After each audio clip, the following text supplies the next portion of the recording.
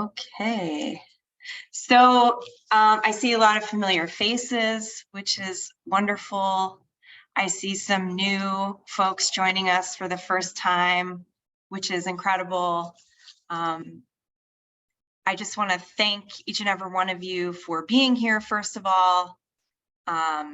It's a Monday night. We've all got a lot of stuff that we could be doing, and I'm really happy that so many of you chose to be here with us this evening. You could have gone to the Met Gala. I mean, there's a lot of stuff happening out there, right? So for those of you who are not familiar with us, we are D28 Action for Equity. We are a group of mostly parents and community members who came together a few years ago. Was it 2020? Was it 2019? It's hard to remember. A little of both. Yeah, Ari, do you want to give the rundown? Sure. So a number of us started getting together when we heard the diversity planning process was going to start. So in 2019, spring 2019, they announced that there was going to be a diversity plan. And so that pre-process started happening in the fall, and some of us started meeting and talking kind of casually. And then the pandemic hit, and we decided we needed to formally create a group. So over summer 2020, we got together and we spent literally months coming up with what was going to be our mission and vision in as democratic way as possible. We had all of the members coming together and coming up with our ideals. And so for the last couple of years, we have tried to push for equity within our district, whether that is by organizing events with the African American Policy Forum. This is actually our second CEC forum. We did one 2 years ago in 2021 as well. And we also have supported other organizations like South Queens Women's March and other orgs in the area. So it's really our pleasure to be able to have you all here tonight because this is one of the most important things that we can do as parents, which is make sure that it's clear what the voices of parents and families are, and not just the loudest, because it's really easy in big bureaucratic systems for those who have power to continue sucking up the power and make their voices the ones that are the most heard. And so it's really important to us that we make sure that the voices of everyone are heard and not just those few who have access. And so that's our goal. That's one of our biggest goals with our organization is making sure that we are creating access for people. And so we hope that tonight we are doing some of that, creating access for people so that they are able to know what some of our candidates are all about. Thank you, Ari. And I just want to say, today is May 1st. It's known as May Day. It's not really celebrated in the same way in this country as it is in a lot of other parts of the world. And I think it's taken on a lot of different meanings over the 100+ years that it's been in existence. But to me, I think what I want to, why I brought it up this evening is because it represents what we as people collectively can achieve when we come together and imagine what could be a more beautiful, more just society. And I will bring this up any chance that I get. I love celebrating the victory that of folks on this call. I'm going to shout out specifically Natifa Lewis for her incredible work in pushing back against the Success Academy co-location. And I just want to highlight that as a specific example of what it was really an amazing collective movement across a couple of districts, across an entire district that a lot of people say is very divided geographically, ideologically. And so I think it's important to just celebrate those wins, and just remind us of what we're all doing here. Because like I said, and like Ari said, I really think, you know, it's so important that we show up for our community, for our kids, and for ourselves. So without much further explanation, Jimena, if you just would put some ground rules in the chat. We just want to make sure that everyone is respectful, that we don't use any abusive or harmful language. We're not going to make any personal comments or attacks. And if anyone has any questions for an individual candidate, if we have time later on, after all of our questions have been answered, if you want to message those questions privately to Jimena, and like I said, if we have time for additional questions from you beautiful people that joined us tonight, we will do that later. But otherwise, the chat will be open. But just we're not gonna go personal. If you have a comment on the district in general, you know, it's welcome. And if the norms are violated, and we hope that they won't be, you may be removed. Please try to keep yourself muted. All of that we already know, because we're very used to Zoom at this point, right? So we have here tonight several candidates who are running for a seat on CEC. Some of you are running for re-election. And some of you have been at this work of community service for a long time. And we appreciate you. So I now am going to give each of you 1 minute. Oh, before I do that, you know what? Jimena, would you just pop in the chat that what is the CEC? Just because I just want to make sure everyone knows there is an election. That's why we're here, right? And voting is open until May 9th. And all the links are in the chat in case you didn't get to vote yet. And it would be great if you didn't, because you haven't met our amazing candidates yet. So we are going to give everyone 1 minute. All of the candidates. We have Ted Chang, we have Nathifa Lewis, we have Adriana Alicia, we have Sofiane de France, we have Simone Dornbach. Am I missing anyone? BJ's not here, but he should be here soon. He said he had a conflict, but he was going to try to be here. So hopefully he will be here soon. Okay, great. So I'm going to put the order of the candidates, a random order in the chat here. Just give me 1 second.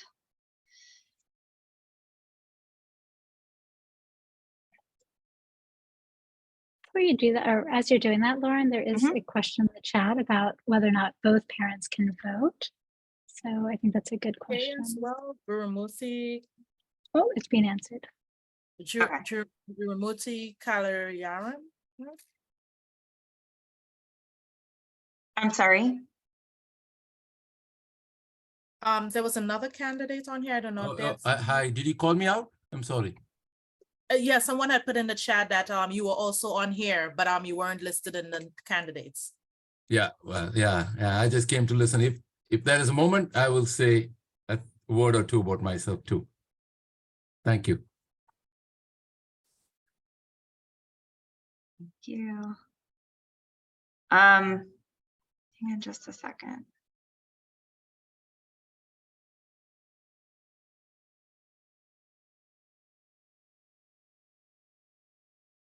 Okay, so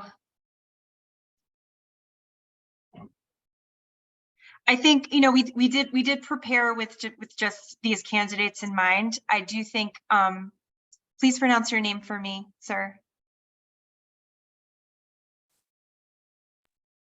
you're muted. You're asking me? Yes, I am. Gurumurthy Kalyanaram, but you can just call me GK. Okay, GK, thank you. So if you want to give an opening statement for a 1 minute to introduce yourself, I think that would be okay. And then am I the first fellow to go? we're gonna start in a moment. I'm gonna put the Okay, order. okay, I'm gonna put the order in the chat. okay. Thank you. I'll do that. Thank you. And just for time constraints and how we had planned the forum, the questions are going to be directed to the other candidates. Okay. Okay. That's all right. Okay. So.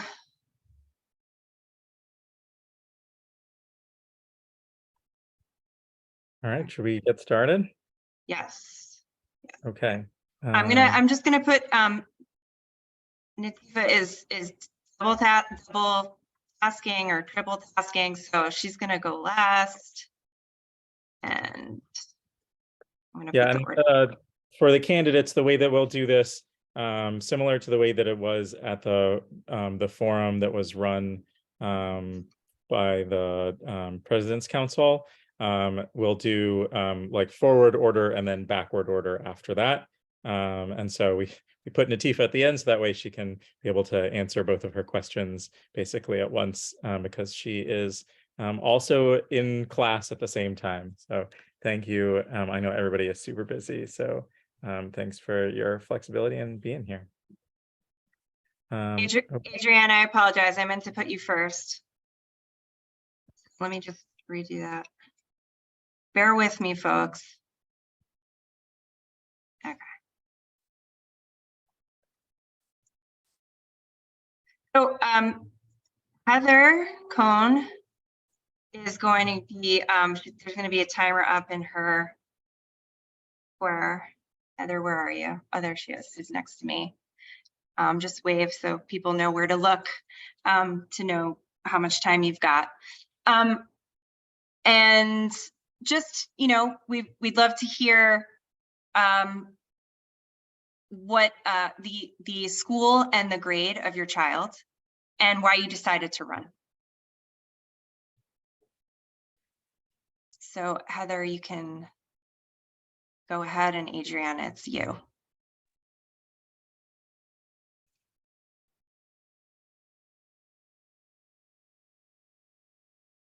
Is that timer going to appear on screen, or should I can yes, just can you see oh, it right now? There we go. Yes, now I can see it. Okay.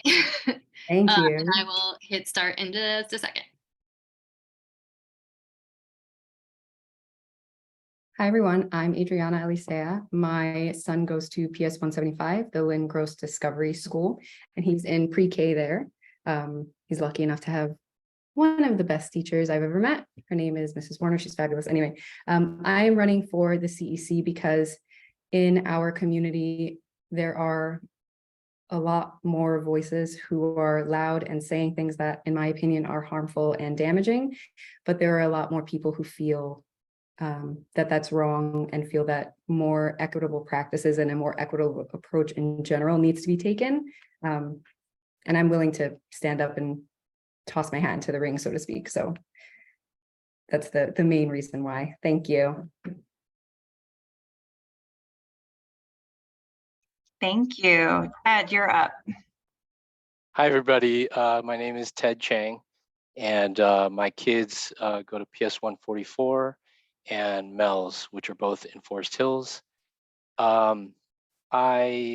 I'm running, I guess, this will be, if I get reelected, this will be my third cycle as a CEC member. So I've done it for, I guess, have I really been doing it for that long? I guess I've been doing it for almost 4 years now. And I remember when I first started that, like, it was actually, I remember meeting Simone at a meeting back when, like, nobody went to these meetings, and it was not really even a controversial thing it was just this really sort of like small space that nobody knew about.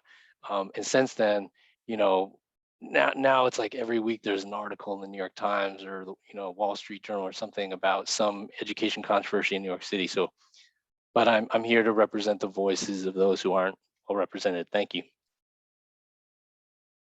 Thank you, Ted. Next up is Sofian.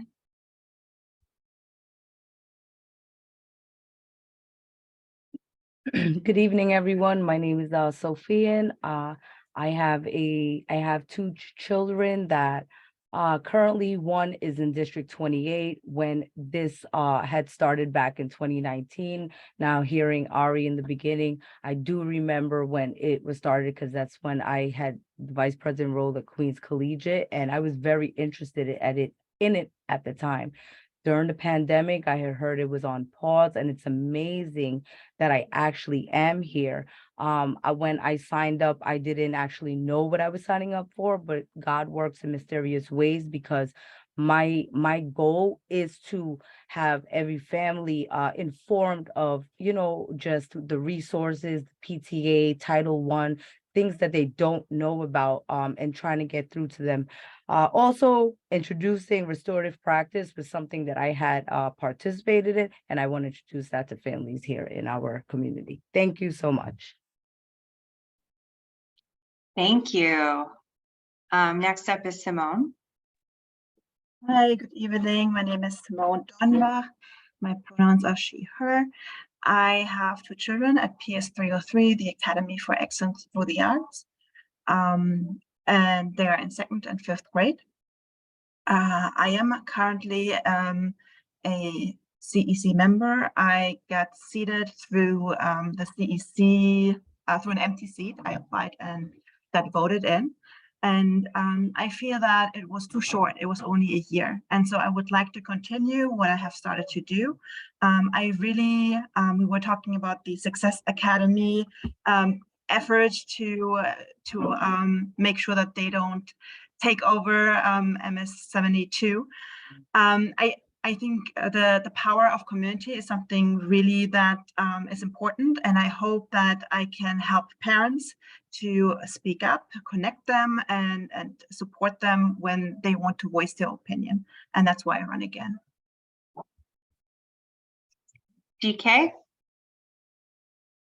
Hi, thank you. My name is Guru Murthy Kalyanaram. You can call me GK.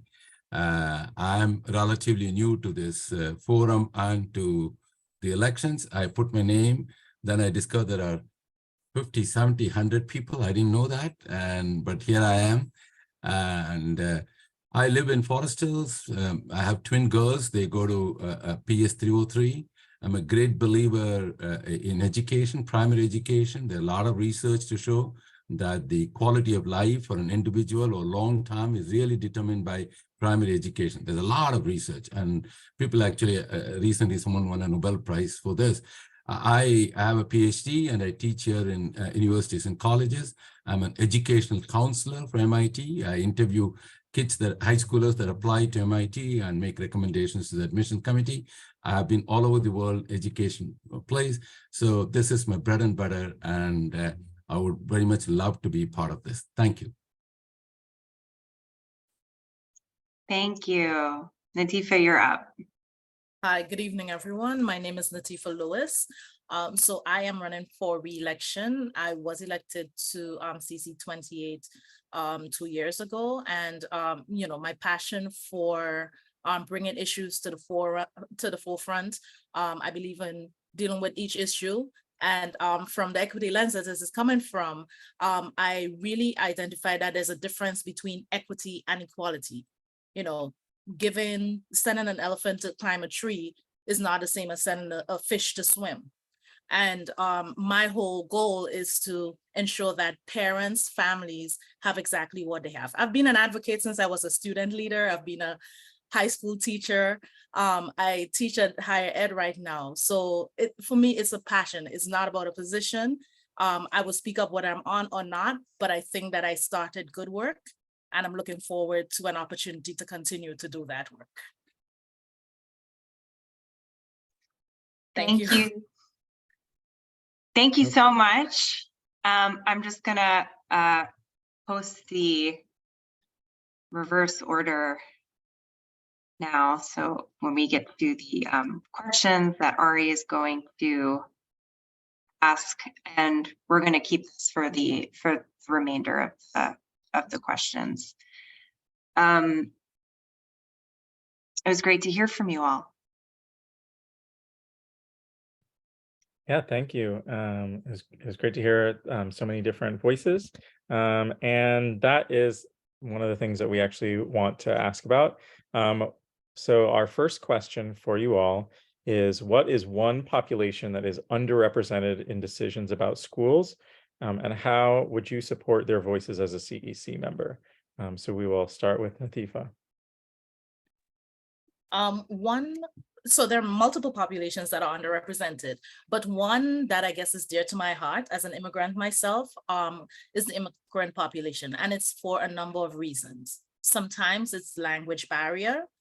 Sometimes it's coming from a system where, authority is not always challenged. Sometimes in a case where it's a more seamless or invisible type of immigrancy, such as, maybe mine. I came from an English-speaking country.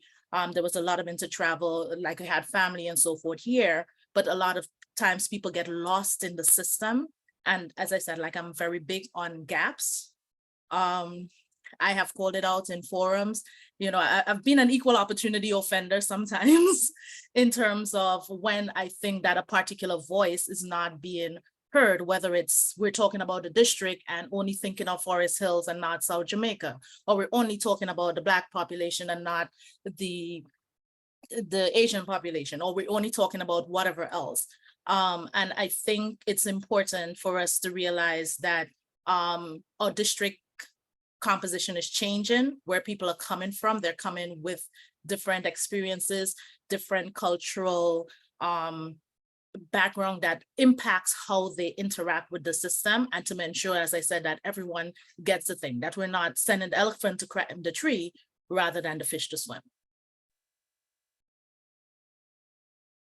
Thank you. I just want to remind folks to be mindful of the timer, because we have 7 questions. I'm not seeing the timer. I'm not sure. Oh, okay. Heather has it on her own profile. Are you able to see her? Yeah, you might have to put it in gallery view, or. Yeah, I put it in gallery. I see it now. My apologies. I didn't see it before. No worries, no worries. All right. Next up, we have Simo.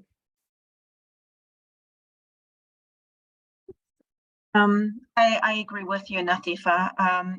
I do think the English language learners are one of the groups that are really hard to reach as well, and because of their situation, language barriers, it's very, very difficult for them to participate in the school life. I think it's difficult for the children to figure out where they are, and but they're usually faster than the parents, because the parents have to take care of so many things. And so how can we reach English language learners? I think what helps is making everything that is in English more available in other languages.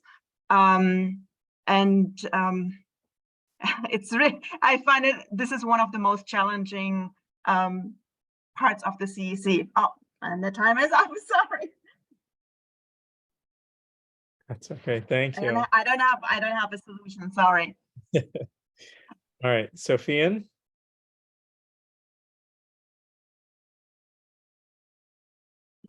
And the timer. I know, sorry, it disappeared for a second. Give me 1 second. Apologies. As you can tell, we're a grassroots organization, all parent run, all volunteer.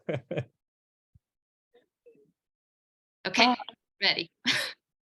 So the best answer that I can say is, because of the current event with the immigration, not to piggyback on the other responses, but because of the current event with the, a lot of families coming in from outside of, the United States, it's just been an increase of that. And to be honest, they don't really feel like they don't know anything. So it's very important for us to kind of reach out to those families that, like we said, the ones that can't understand, but try to make a connection as far as having a conversation, you literally outreaching and speaking to someone and looking them in the eye can really get some feedback, and just having a lot of it in our community, because that's the only way we're going to get some kind of feedback, random responses, and trying to utilize surveys. Oh, my time is up. I didn't even look. I apologize. That's okay. Thank you. Okay, Ted, you're next. Sort of in terms of like voices that are not heard, this is actually a really important thing that happens in the CEC, because since I've been a council member, we've done 2 sort of quote unquote surveys or, feedback attempts to get feedback from the district.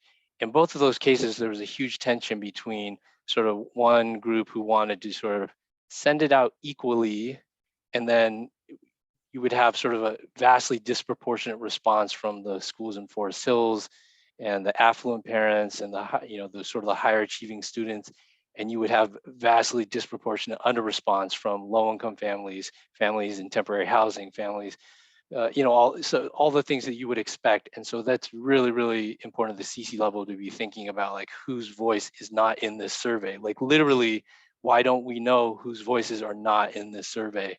And it penetrates in so many levels, even who gets elected to SLTs and things like that. You find a very disproportionate representation. Thank you. Thank you. All right, and last but not least, Adriana. Hi again.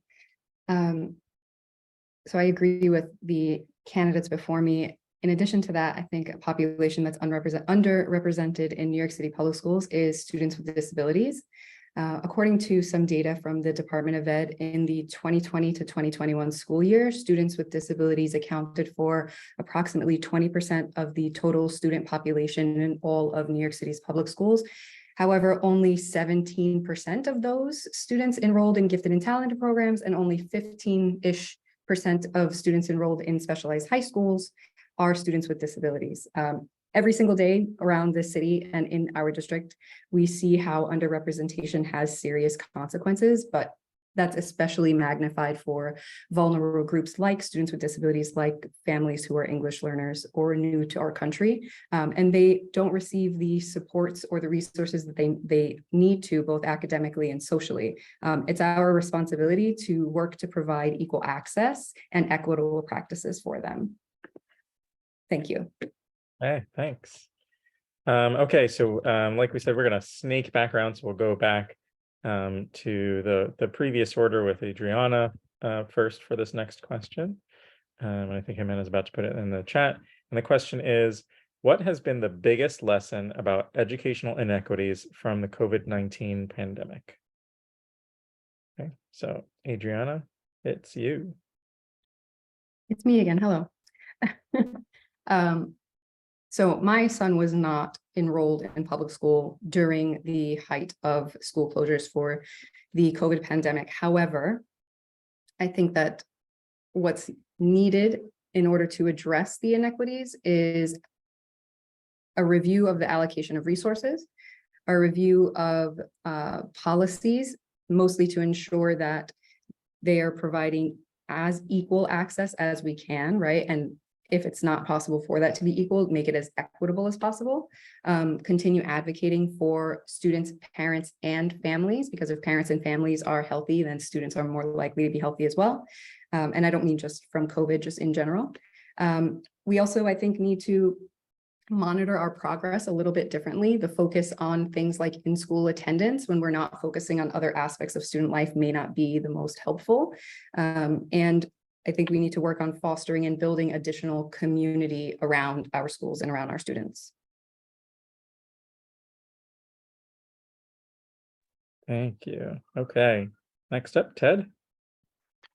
Well, in terms of the COVID-19 pandemic, it was sort of a double tragedy in that a lot of times it was vulnerable families who had more exposure to the risks of the pandemic. So for example, like, there might be families with certain types of disabilities or immunocompromised families, or a member of the family might be immunocompromised. And so those families were sort of uniquely exposed to the risks of being in a school building or being, in contact with people at all. So on the one hand, it's sort of this tragic, disproportionate impact in certain ways. And of course, like, there are certain families who were working in person because they had no choice. They just, and they were not necessarily white collar workers. But at the same time, there was also this disproportionate impact from not being in a school as well. And so because a lot of times for students who are not doing well, like, being in a school building is their one chance to get an education. So I just think it's a double tragedy in many ways. Thanks. Okay, next we have Sophian.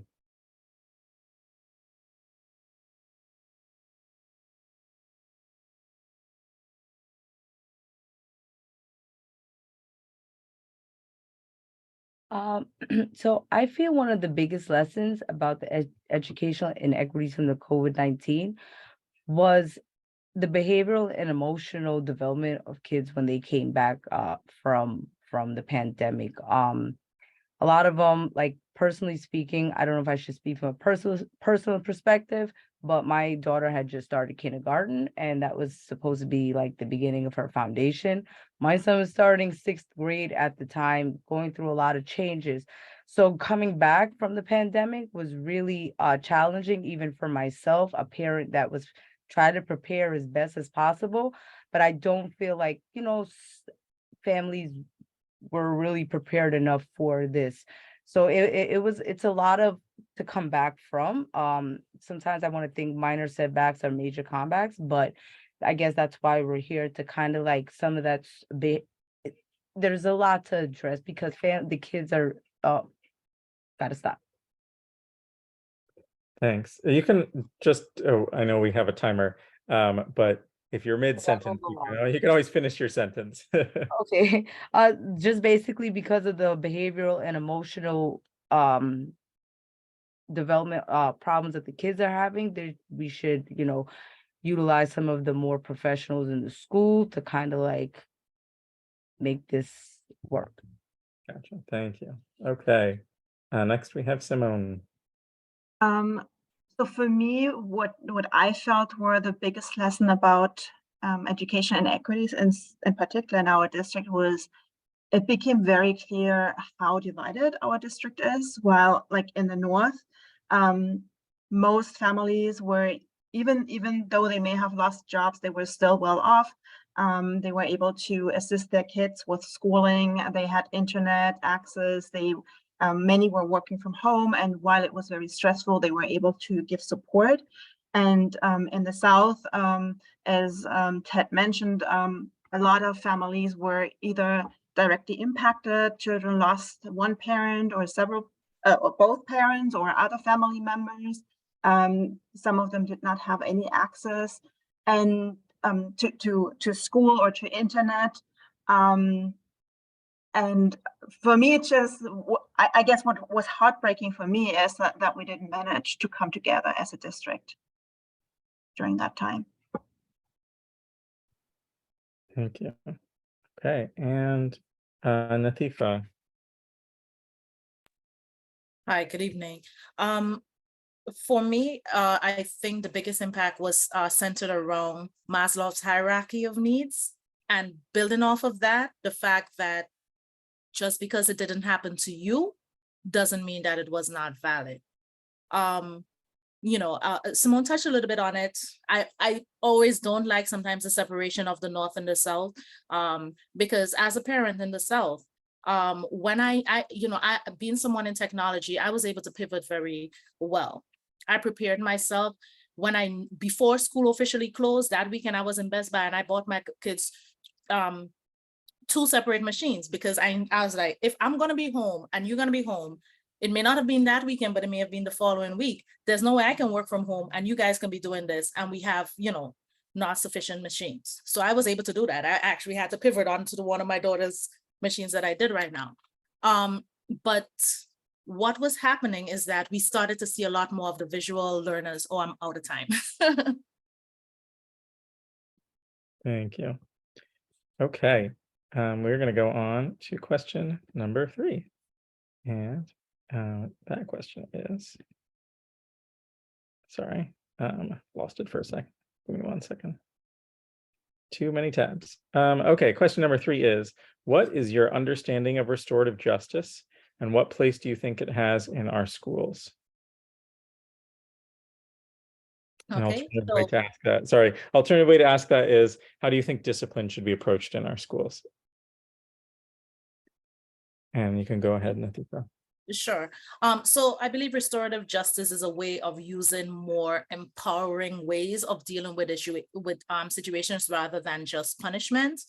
Because often kids act out not because they're bad, but because they're frustrated, because they don't have the right tools, because they haven't been listened to.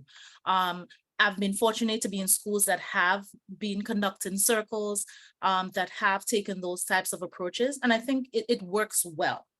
I understand sometimes when you see like the bad things in the news, everyone's tendency is to want to hold my child and think of those other children as the bad ones. But restorative justice kind of brings you to that midpoint of understanding, why is this kid so angry? Did this kid who lost family members, did whatever else, never have the chance to actually reach out to someone? Do they have someone that they can talk to the way you may talk to your kids? So I think it's an essential part. I'm happy that it's happening in more schools. It is happening in quite a lot of the South schools. But yeah, I think it's a wonderful thing. Thank you. Okay, Simone. Restorative justice is a method of conflict resolution. It originates from traditional indigenous ways of resolving conflict. It's not only a method of conflict resolution, it's also a philosophy of community building, of being accountable when harm has been done and for repairing those harms. I do think it is something really great if restorative justice can be offered in school settings, because it cannot only be used to address when harm has been done, but also it can be used to build community. And I think that is really the most important part, to prevent that situations of conflict happen and to make the school community stronger. Thank you. Thank you. Sophia, and you're next. I believe restorative justice is also the same as restorative practice, I think. But from what I know about restorative practice, I definitely I was very interested in it when I saw the approach at QC, and I wanted families to know about it. So I had engaged in a workshop that was, I was fortunate. I think I was the only parent there. And I was very excited. I loved it. I wanted to continue knowing more and doing more of it, because it was a good approach for, like Simone said, conflict resolution, people expressing themselves appropriately, getting frustration out, and just being able to speak rather than hold in or react negatively. Families, not all schools I think did it, but I used to include it in my presentations for PTA. And, give them an idea just in case they wanted to know more. Thank you. All right, Ted. Well, I'm still learning about restorative justice, but the way that I think of it is that it's more of a sort of a humane approach to sort of what we would traditionally use discipline for. And when I think of discipline, I think of sort of like approaches where there's no dialogue and education. And I think when we think about how we raise our youngest children, when you were talking about the really young children, it's always a dialogue. You're always trying to talk to your child and say like, oh, well, that's something that we try not to do that because, and then you explain why, because you're starting from scratch. But I think, somehow as kids get older, we get away from that. And I feel like restorative justice brings us back to that sort of younger child approach where everything everything needs to be dialogued in order to, so that the person who did it can understand what they did and actually accept that maybe that's what they shouldn't have done that. Thank you. Okay, next we have Adriana. Thank you.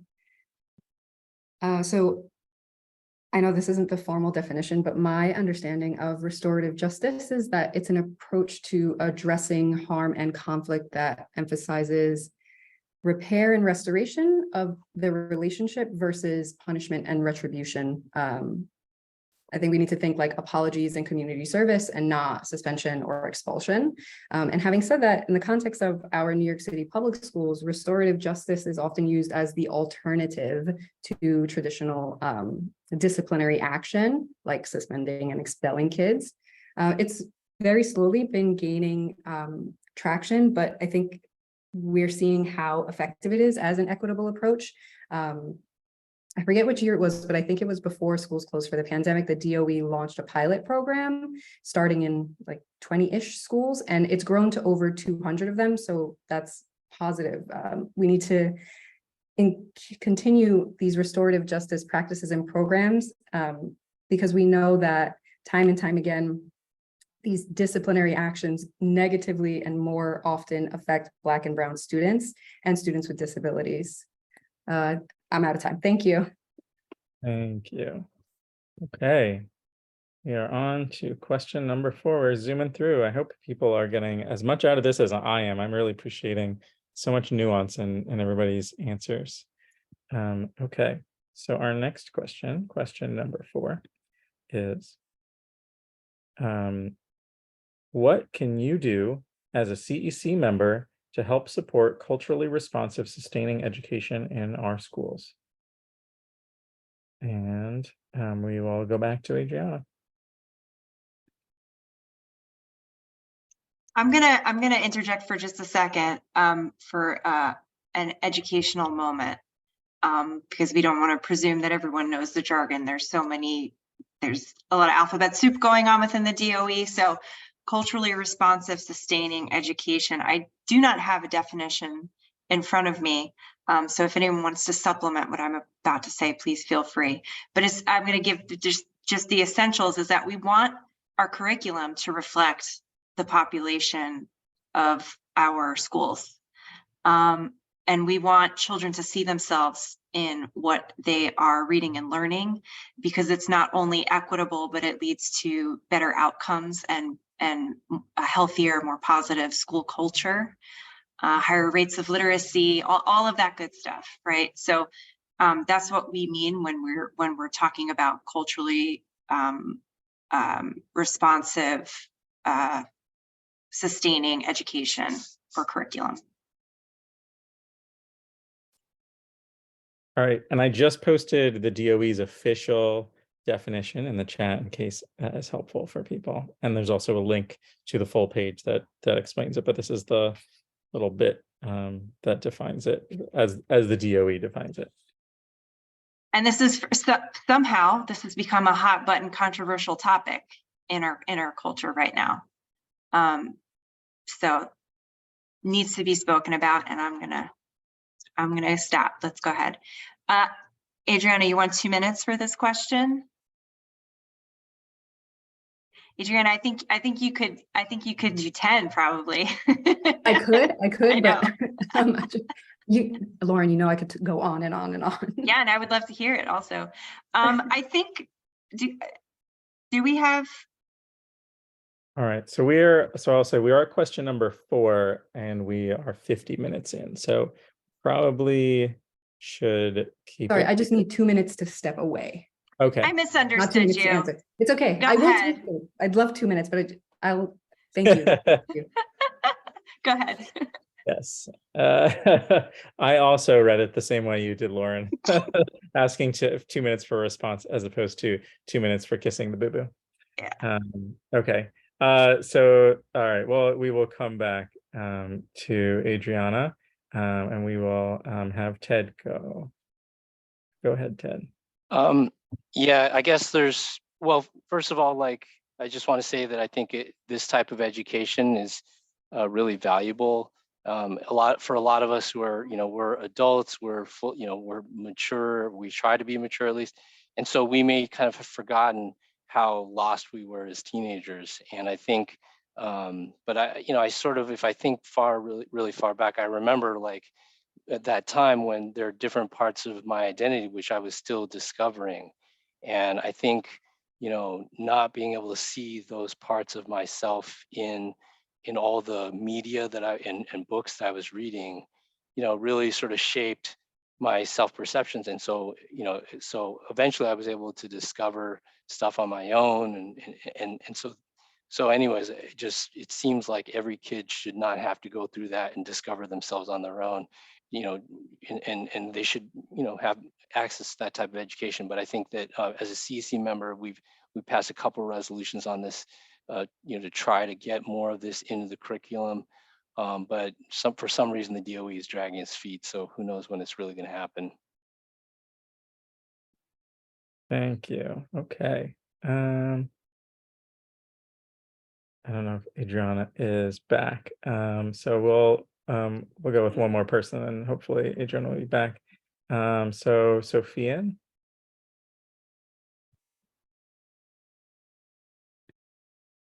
Oh, you're muted. Sorry.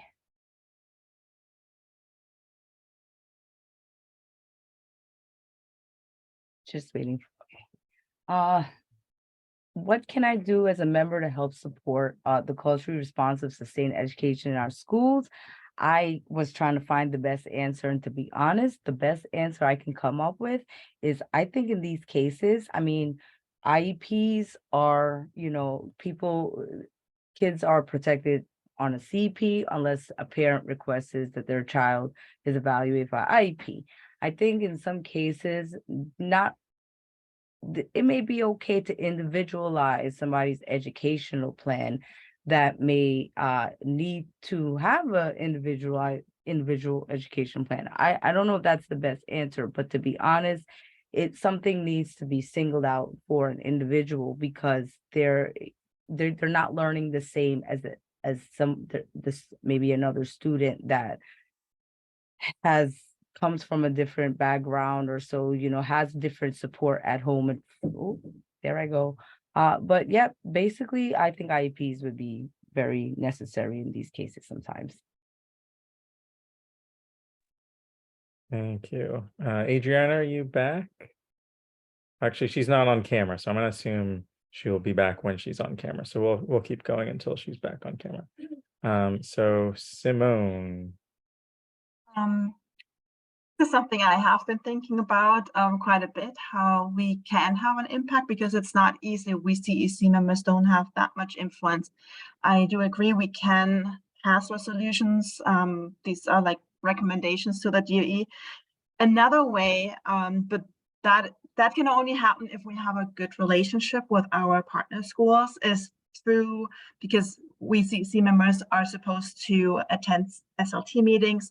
So we could encourage to, if it is not already part of the school, to think about it and how to include it. But we are a little bit limited, and that to make such a big step forward requires a lot of relationship building. So I think that is something that really requires a lot of time before we can do this. But that would be one way. Thank you. Okay, and Latifa. I actually have a different take. I disagree that it's something that is hard. Within one day of meeting me, you would know that I'm either Grenadian or Caribbean or something like that. I think one of the ways to help bring culturally responsive curriculum to the school is by living it. Even as a parent leader, my schools have always, whether they already had a process in place or something that I encourage, celebrated, whether it was a UN day or things of the sort. From the CEC part, when we are having our town halls, when we are passing our resolutions, including those kind of inclusive languages, remembering the what about, You know, even when we have our meetings, we've had times when we moved our meetings because, or we couldn't move it because, you know, of logistics, but we acknowledge the people who were celebrating Eid, or were celebrating Lunar New Year, or were celebrating a Jewish holiday, or celebrating, you know, Christmas or whatnot. I think part of it comes in not being afraid to say the terms and realizing that rather than shutting it down. I know I'm a little bit over, but like lifting it up, learning about each other. Okay, thank you. Adriana, you're back just in time so that you can answer this question. So I'll remind you, the question is, what can you do as a CEC member to help support culturally responsive, sustaining education in our schools? Thank you, and thank you for the time. I think to continue supporting culturally sustaining education in our schools, especially in District 28, I think the CEC is already and has to continue advocating for culturally responsive practices and policies and practices that support that kind of curriculum, culturally responsive curriculum. I think it's important that we also get into the minutia and make sure that the curriculum is reflective of the cultural background and the cultural experiences and life experiences of the students and families that are represented in the school. In addition to that, I think that there could be more professional development opportunities for teachers so that they can learn how to respectfully incorporate culturally responsive practices, as well as methods of teaching in their classrooms. And it would be really good to be able to monitor this, like track the progress of it somehow.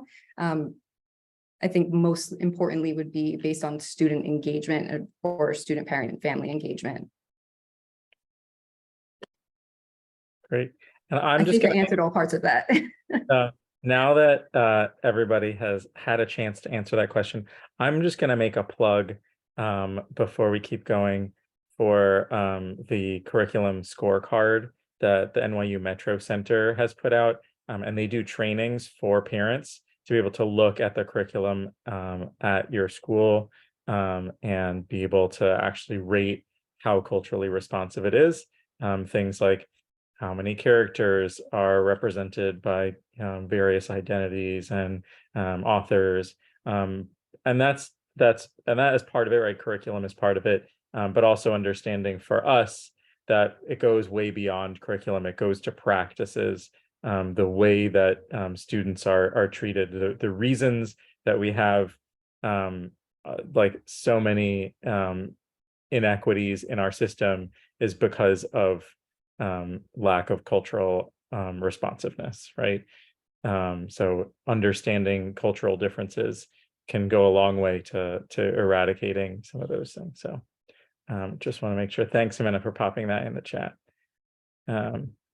Okay, so we're going to go on to question number 5. And this is this is relevant to that last question, which is, what do you believe a parent's role should be in curriculum decisions?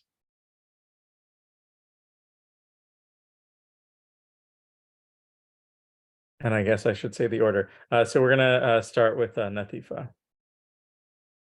I do believe that a parent should have input, but not final decision in the curriculum. That's not what you were trained for, but you also know your children, and bringing what their needs are should help include, should be included in the decision. So this is where I believe like the SLT work on the CPs and so forth come into place. From a CC perspective, we're not necessarily as hands-on, but sometimes going into SLTs, even though we're there just as observers. I've been at SLTs and asked to be recognized and try to help give some clarity from, you know, what I've learned or so forth. So I think in this way you can help shape it, but stay in your corner, so to speak. Do not try to go above and beyond.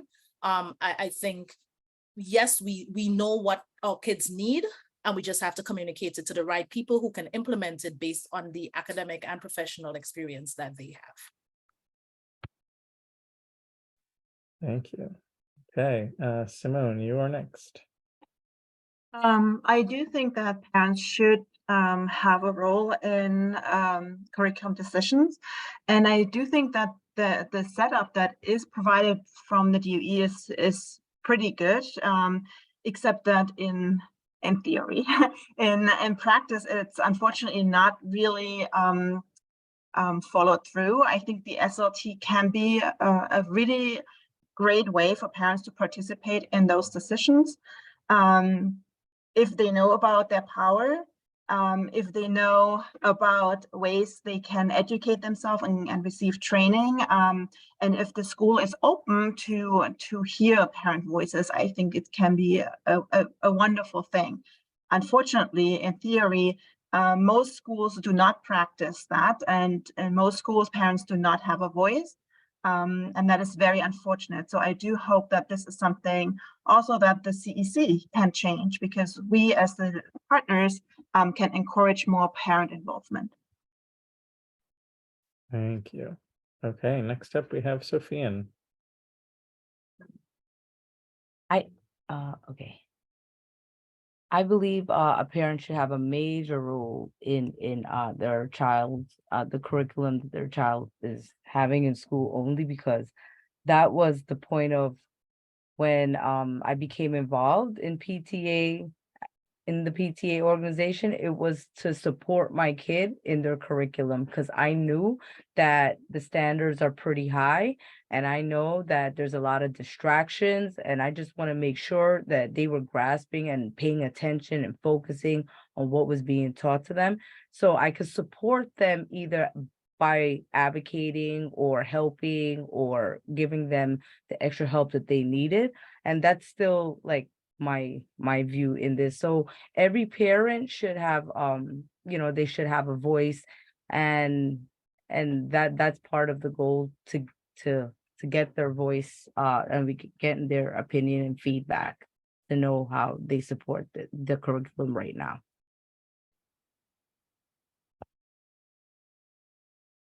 Great, thank you.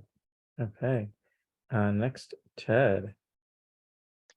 So, parental voice is sort of this, it's this really, it can be double-edged swords, to be honest. Right now we're seeing, people going to, Board of Education meetings in various states, and they're trying to, ban books and take, and sort of make, the curriculum more hostile. So on the one hand, there's this, it can be negative.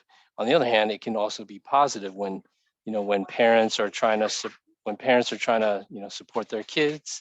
Sorry about that. I've got a kid who's, so anyways, there are,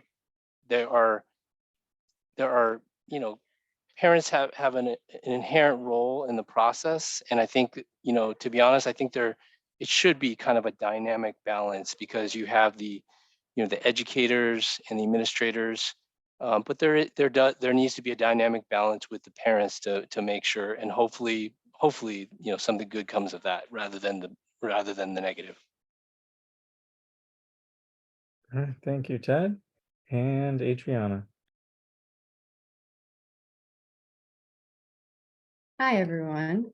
The question is, what should parents' role be in curriculum decisions, correct? Okay. Right now, as it stands, parents can affect curriculum in a number of ways, and through a number of processes that are long established through the DOE. One that's been brought up already is the school leadership team, or SLT. However, I think in many ways we do need to revamp the rules, the regulations, the guidelines, as well as what we accept as the way that we do things, in inverted commas for anyone who is on closed captions. With respect to SLT, in my role as the president of D28's President's Council, I hear way too often that parents are being silenced by members of the administration who sit on SLT, and it's not good practice to do that. I can go on and on about that too, but separately, if parents and families feel that curriculum is damaging or it's simply ineffective, then I think it's the CEC's role to uplift their voices as often and as high as possible. But it's also groups like this, or bodies like this, D28 A4E, and as well as our local electeds and, our local elected officials, to get the DOE to listen to parents and families. They do, we just have to be loud enough. Thank you. All right, thank you. All right. Our next question, and Adriana, we will go back to you for this one, is District 28 was listed as the second most diverse but segregated district in the country in a recent study. What is the CEC's role in desegregation?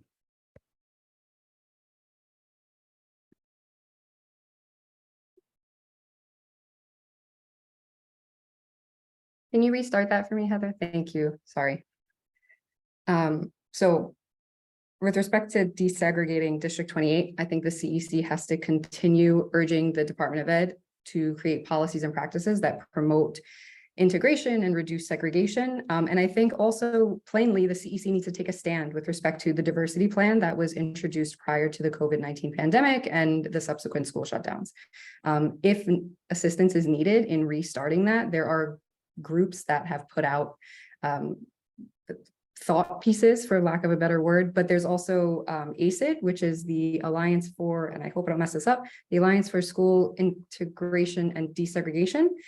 They have an immediate action plan, which is like 5 steps, and they also have a comprehensive plan that includes 3 major points. One of them is representation, so that student bodies look the way that New York City does, not necessarily the way their neighborhood does. Collective impact, which requires communities to be deeply involved in the process. And I think the last one is citywide leadership and accountability, which calls for a few different offices to be opened within the DOE. Thank you. Thank you. Okay, next up, Ted. Yeah, I mean, it's really tragic how segregated our district is, and also the New York City school system is in general. You know, the tough part about this is that, you know, we've been talking about parent voice, and not every parent agrees. And so the tough part about this is, you know, I think we all realize that change needs to happen, but how do we get to that point is really the complex question. And I'm a very pragmatic person. I realize that, you know, there's, you know, quite frankly, there was a huge backlash during the de Blasio administration. So we need to figure out how to move it forward. But at the same time, you know, we have to be sensitive to we have to listen to our communities and understand our communities and our districts, and move forward where we can. And sometimes, you know, sometimes you have to take a step back, but hopefully it's not, you know, a permanent step back. Hopefully, you know, we continue to move forward as we understand the sensitivities of any particular school or district. So that would be my approach, is take a very pragmatic approach, but continue to move forward. All right, thank you, Ted. So we just had one of our candidates was able to show up. Thanks for coming and joining us, VJ. So I'm gonna just pause us for a second with this question to let VJ do a quick introduction of himself, and then we'll continue on with the question, and VJ will have you be last for this particular question. But VJ, if you can just tell us just a little bit about who you are, where your kids go to school, and why you are running for or rerunning for CEC. Hey, thank you so much. Can you hear me? Yeah, and VJ, Right. I just want to bring your attention to Heather Cohn's screen. She's got the timer up there, and everyone has a minute to make their comments. Okay, let me change my viewing ability so I can see the screen. Well, you can just interrupt me. That's totally fine. So my name is Vijay Ramchattan. I am a father of 3 children. From the first day my son started school, pre-K, I walked into that school and said, how can I get involved? Because I understand not all of us have a seat at the table, but that doesn't mean we shouldn't bring a chair. I also know for us to be a part, we all know what the problems are, we all know what the issues are, but we have to be part of the solution. And that is why I became part of my school's PTA. I became part of the SLT. I became part of the school leadership team. And I'm like, you know what? My principal was like, Vijay, why don't you run for CEC? I'm like, okay, sure. But and I did, and I got into the CEC. And when I got to that platform, I'm like, there are so many people who have so many problems just like me, concerns that's happening to them. Like, I can represent so many more parents, but also too, how can I bring that into a more inclusive and equitable space? And that's the role I serve. For the past 5 years, I've been the president of CEC 28, and thank you, and I'm looking forward to serve you more. Good timing. Thank you. Okay. Excellent timing. All right, so we will continue. VJ, I don't know if you came before or after we asked the question. The question, we'll come back to you, but the question that people are answering right now is, District 28 was listed as the second most diverse but segregated district in the country in a recent study. What is the CEC's role in desegregation? And I believe we were on, and now I lost the list. But Ted, who just spoke, so it's Sophia next. The CEC role in this decreasing desegregation is a major is our goal here tonight. You know, with Queens being divided into North and the South, we're trying to bring some balance to Queens. So we're not, some parts are suffering more than others, but reaching out and connecting with everyone. So there's not a lack of, you know, there's no families that's having an issue that maybe another family can't support them in. But this is, I believe this is the goal of the Action for Equity, to bring equality and these balance within the North and the South. And I hope that it's successful, to be honest, because there's a lot of division and there's a lot of you know, some families, some kids are doing better than others, but I believe that as a community, as Queens on the whole, can come together and resolve this, because the Bronx, Brooklyn, other, I mean, I'm not going to say Manhattan, but other boroughs are not as divided, and we want to help. Thank you. Okay. Next up, Simone. So those who know me know that this is what got me pretty much activated,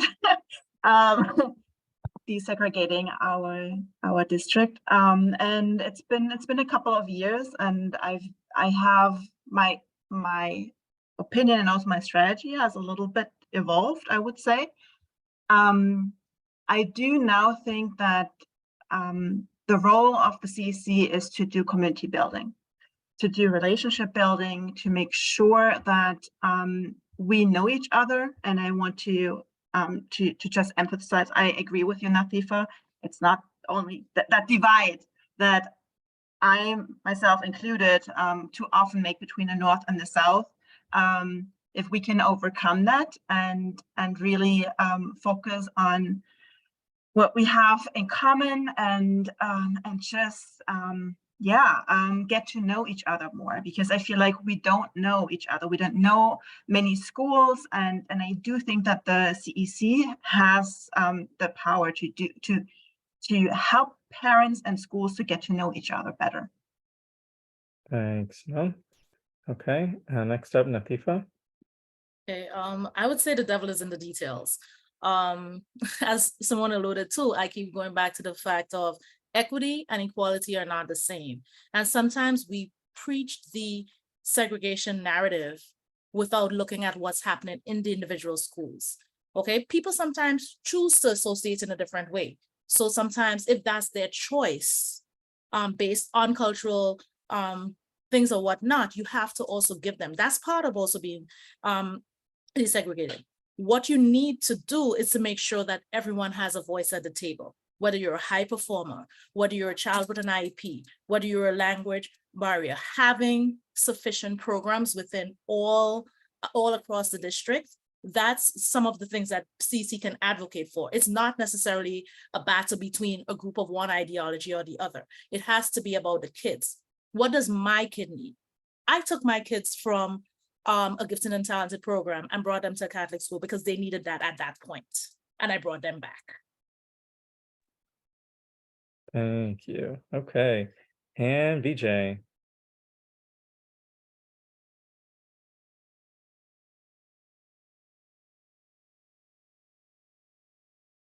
It's a lot harder. There on it the- is. Oh, there you go. There it is. Sorry about the you know, together we are stronger. And I feel like for the past has always been, if we don't agree, let's leave them out. And I don't believe that's a solution. I believe the solution is let's talk to those who don't understand what we need or who are different or have different ideologies. Because I feel like when we could just come together on the same table and really provide a safe space to just really speak, because I feel like we have to walk on ice and glass and really tippy toes when it comes to tough subjects. No, the CEC role is to say, hey, we want your true feelings on this platform so we can all understand what is your concern, because yours is valid, mine is valid, but we can't aim to please everyone. Let's do the best choice that will be best for most kids. And how can we get there? By elevating all voices, by providing a place for the voiceless, by saying, listen, you have a seat at this table. And if you have seen my record for the past 5 years, we elevate every single voice on the table. Thanks. Thank you, Vijay. Okay, so this next question is going to be our last question that's you have a minute for. And after that, we're going to switch to a lightning round, and we will explain the lightning round after we do this last question, but just want to give everybody a heads up. Our question number 7, which I think a lot of people have already talked about, but is a really important one, is how can we improve language access to parents? And so we'll go back in that reverse order. So Vijay, you are first.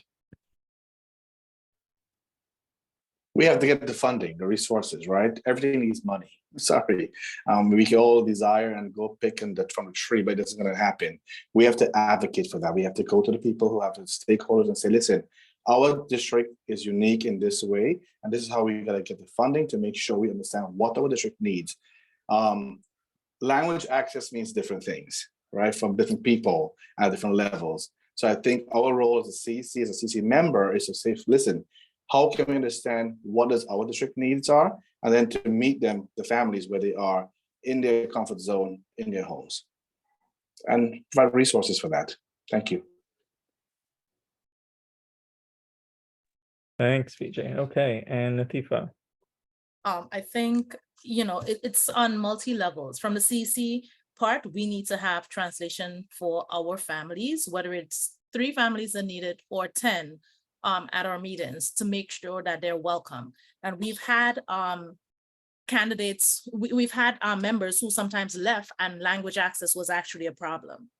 Within the schools themselves, also for a lot of the meeting, it shouldn't be an afterthought. And it is. I have forgotten sometimes as a PTA president to get language in time.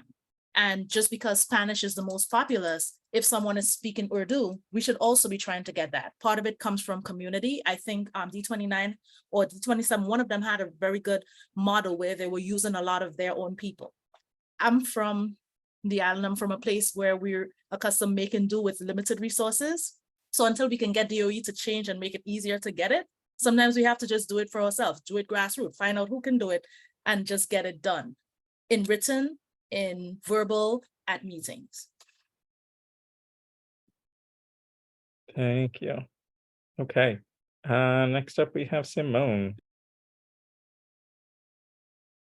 Not easy.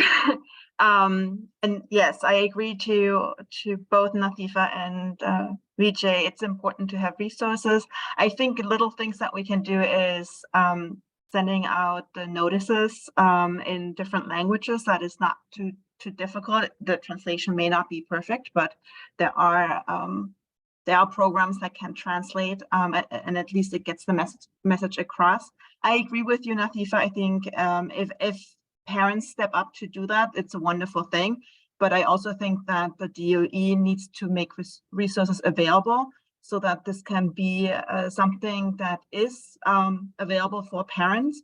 And I also think it's something to consider. I do know that the libraries are offering English as a second language, but it might be also something that the DOE could offer for parents too, so they can learn English, because it is important to know the language here as well.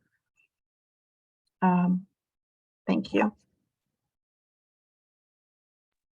Thank you. Okay, Sofian.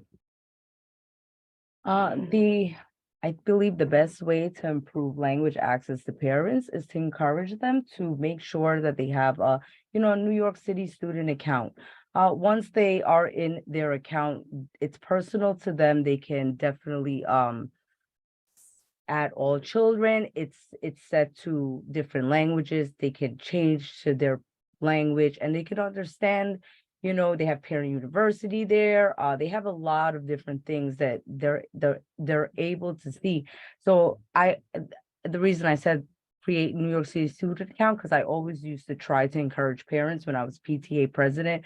And any role I still always encourage them to have that account so they're able to see things in their language. And of course, yes, we could get better, but I think that we could utilize that to help them get started and being able to access some of those things. It is available in so many languages. Thank you. Okay. Ted. One of the things about language access that I always shake my head on every time I see is at the bottom of the message where it says, if you need translation, email us here. And I'm like, if the person needs translation, they can't read this message. So, but that's a very typical thing that, you see in a lot of DOE messages, like they'll write it in English if you need translation, so at some level there are just some things that are not being done correctly. But, on the other hand, we have a lot of resources that are there, language resources that are there, but we have not figured out how to make parents aware of them. For example, like the entire DOE website, it has an automatic translate button, but how many parents actually know that they can select their language and view any page on the DOE website? I don't know how many parents actually know that. And, shout out to Tanya from 144. We worked on this in one of our committee meetings, and we were kind of debating, do we need to have every message translated? And then we figured out that our PA website has a translation function. We started, and then through Tanya's committee, we got them to put all the school announcements on the school website so that there would be that automatic translation function, and then all the emails that go out have it in every single, all the 7 languages. Sorry about that. I want to be conscious of time because we only have 7 minutes left and we still have our lightning round. So last up, we have Adriana before our lightning round. Thank you. If you've ever heard me talk at any meeting, I've said the following sentence more than once: language access is a major issue in our city and in our district. What's most frustrating is that New York City invested some $4 million, or the DOE rather, into the language access for all program. And it's been roughly 2 years, and there are still forms on the DOE's website that do not exist in any language except for English. So having said that, I think it's beyond time for the CEC to begin to bring the community in to act as resources for ourselves and for each other. I talk about this part all the time also at my school and in President's Council. I do my best to translate flyers, meeting notices, etc. But there is an important distinction between translation and interpretation, right? So I ask the folks that I know who are native speakers or who learn the language later in life to look over what I've translated and make sure that it's saying what we want it to say, right? Make changes where it's appropriate.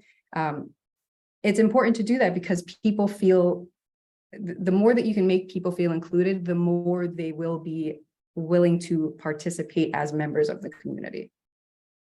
Thank you. Okay, so we're going to move on to our lightning round. And Lauren, you're going to run that, right? I am.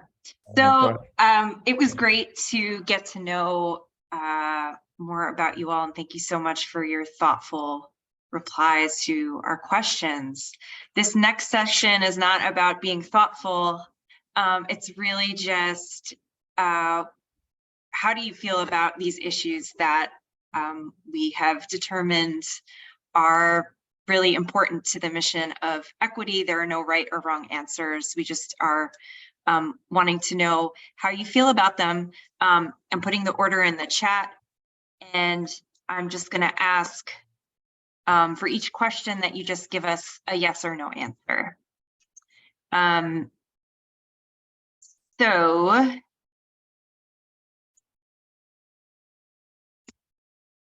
The first question is, and I'm going to give another disclaimer because I know this can be tough. These are nuanced issues. We don't have time for nuance at the moment. This is lightning round, yes or no. Thank you so much for playing along.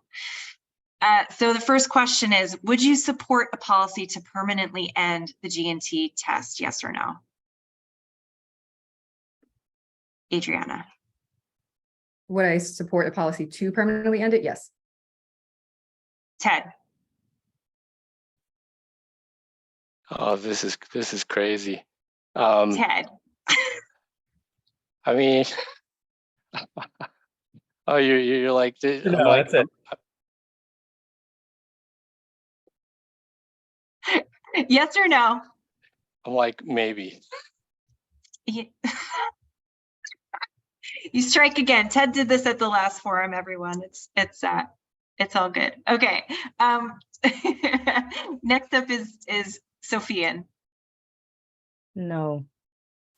Simone. Yes. Latifa. No. VJ. No. Okay, thank you. Question 2. Yes or no? We're going to go with the same order. Yes or no? Do you support the expansion of charter schools in District 28 and beyond? Am I first? Adriana. Capital N, capital O, no. They could stay out of New York City entirely, but especially District 28. All right. Ted. No. Sophian.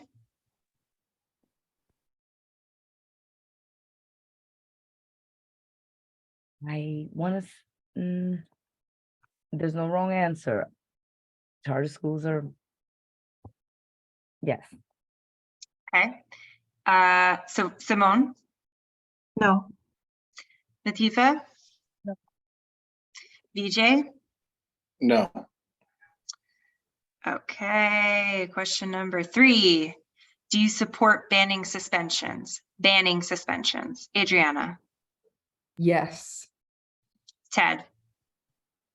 Probably. Sophian. Yes. Simone.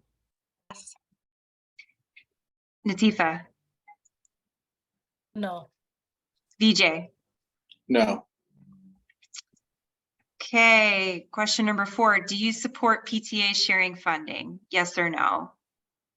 Yes. Adriana? Yes, and I'm actively trying to make it happen. Yes. I know Can you are. explain what do you mean by it?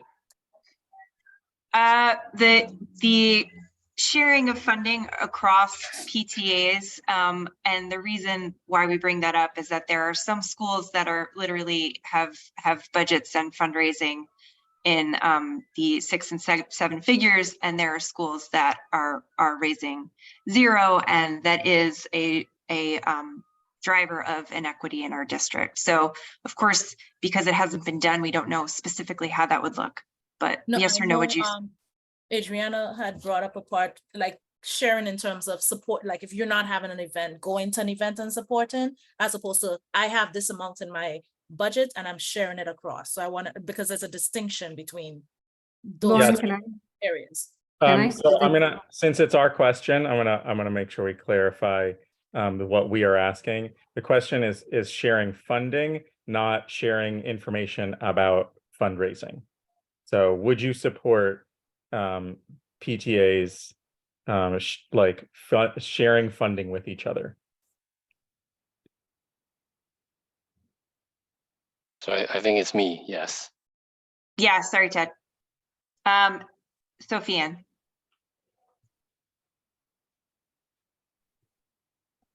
Yes. Simone.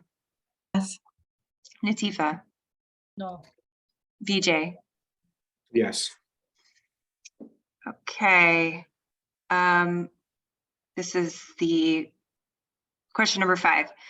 Yes or no? Do you believe there is systemic racism in the DOE's current enrollment practices? Adriana. Yes. Ted. Yes. Sophian.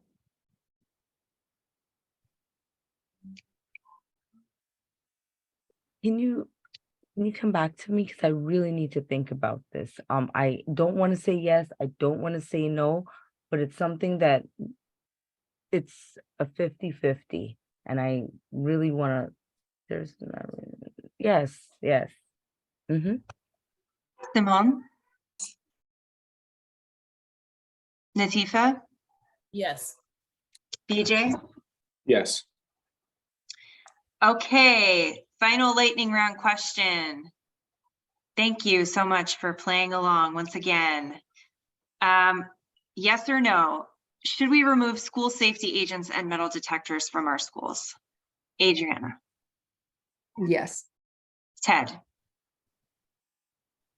That one is a very tough maybe. Ted, I respect the consistency of your unwillingness to play by the rules. I love you, Ted. Sophian? No. Simone? Yes. Natifa? No. VJ? No. Okay, lightning round is done. Thank you all so much. We are over time. Let me confer with my fellow organizers. Do we think we have time for a final comment? Does anyone have a burning desire to make a final statement? Because Yes. All right, so why don't we make it, we'll allow 30 seconds just because we're already at 9:30 and I know people want to get out of here. So Give timer, give me a second to yes. set up 30 seconds. Hold on. Okay. perfect, Heather. So each of you can have 30 seconds for final closing thought.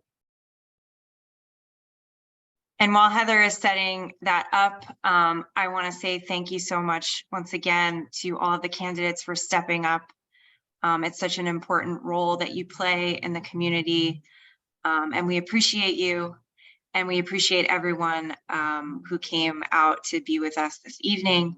Jimena, are you able to post again the link for information on voting?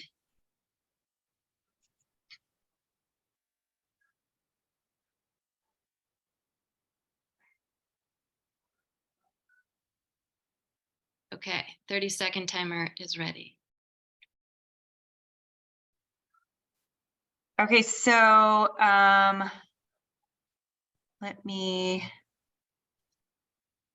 we'll go with the reverse order from how we just did the lightning round, and we're gonna have 30 seconds to do just wrap it up. Say anything that you meant to say earlier about who you are and why you decided to run. And VJ's up first.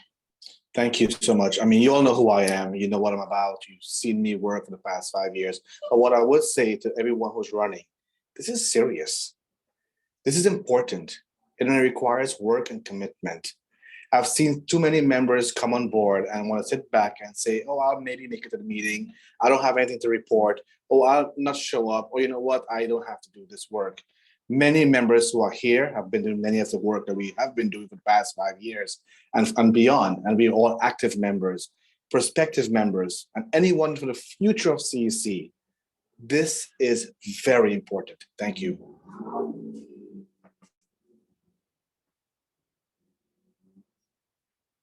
Natifa. I'm running because I care. I'm running because I think I have a lot to share as an advocate, as a parent, as a teacher, as someone who has worked within the DOE. I think I bring a unique perspective. It's not always a perspective that everyone agrees with, but I'm consistent about following issues. And I believe that I have a lot more work to do because 2 years just was not enough to get everything that I think we can do to make the district not have these issues that we brought up.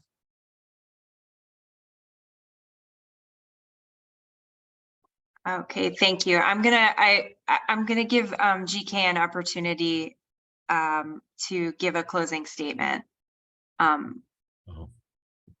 Okay, thank you. I appreciate it. I enjoy listening to all of you. And as I said, primary education is very, very important, the most critical, research has shown, and all of you engaged, and research also shows engaged parents, engaged communities, students, learning is so much more superior and sustained. And thank you all of you, and congratulations on your participation and engagement, and wish you all the best and your kids all the best. Thank you. Best wishes. Thank you. Simone. Selection is very important because Texas and Florida may seem far away, but it is a lot closer to New York City than you may think. So please go out and vote. I hope that you consider voting for me. I am very approachable, and what I have been trying to do in the last year is to elevate the voices of parents. Sometimes I'm doing it in a quiet way, but I am trying to do it, and I hope that I can continue to do that. Thank you. Thank you, Sophia. Good evening, everyone, again. So like I mentioned, and I have to be honest, when I signed up for this, I didn't know what I was signing up for. But what I do know is that my goal is to always help and always support. Always, I have a personality of being a caretaker. I'm not trying to take care of the world, but I definitely want to be part of the solution and not the problem. I'm a great listener, and I look forward to, even if I may not make the cut, I am going to be back in attendance. I promise you that.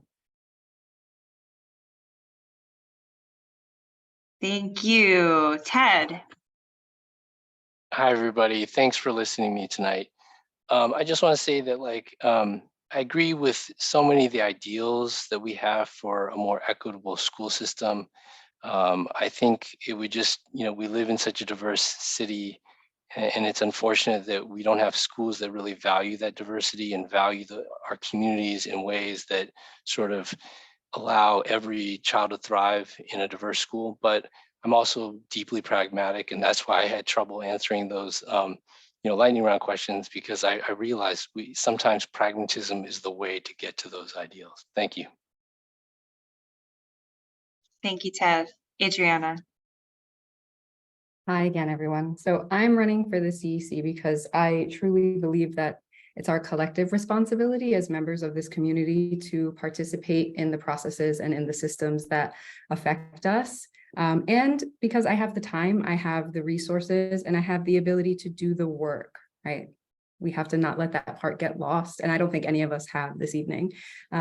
In addition to that, I understand that change takes time, but stability and effort do as well. It's an honor to be here with everyone tonight. So thank you, District 28 Action for Equity, and my fellow candidates. This is an amazing opportunity for us to discuss our community and the most important among us, our children. I hope you guys have a great weekend, and please don't forget to vote. Thank you. Thank you. Thank you all. We really, really appreciate all of you who are candidates for coming out, all of you who are voters who came out so that you can make an informed decision. We hope that this was a really helpful and enlightening. I found it enlightening myself. It's always great to be in community with you all and to hear diverse opinions, which is not, that's part of our strength is that we have backgrounds that have different experiences, and that make sure that we are checking each other on our understanding of the world, because we don't each as individuals understand the world as a whole, and we need each other in order to do that. So really appreciate that we were able to come out tonight and have some really rich discussions. So once again, I will just remind everyone one more time, you have until Tuesday the 9th, so a week from tomorrow, to vote. Use your NYXA account, your New York City Schools account. Sorry, that was my DOE speak coming out for a second. your New York City schools account. It's schoolsaccount.nyc. And if you just scroll down on it, right at the bottom of the page, it says vote, and you click on it and it will show you all the candidates. And in addition to that, we also, as an organization, D28 Action for Equity, we meet regularly. We meet regularly once a month, and so we will have our monthly meeting. It's like it's the end of the month. We just had our meeting last week. But if you are interested and you have not come to a meeting before, we can also provide a little information session to tell you a little bit about ourselves as well. So when you signed up for this, people, I think everybody either checked that you're already on our mailing list or you'd like to be on our mailing list. So we'll make sure to send out information about an upcoming info session for those who are interested. Anybody else have anything else they want to bring up? Lauren, Jimena, anybody? Please come join us. Our strength is in our numbers. So we have open meetings every month and we'd love to see you there. And that's it. Have a beautiful week. I'll just say, if you want your own Eric Adams defunded our schools, I'll put the school link in the chat. We don't get money from JFRED. They're a great organization as well. And happy to just share that because we're still fighting for our money. Thank you all. Indeed. Have a good. Thank you so much. Thanks so much for having us.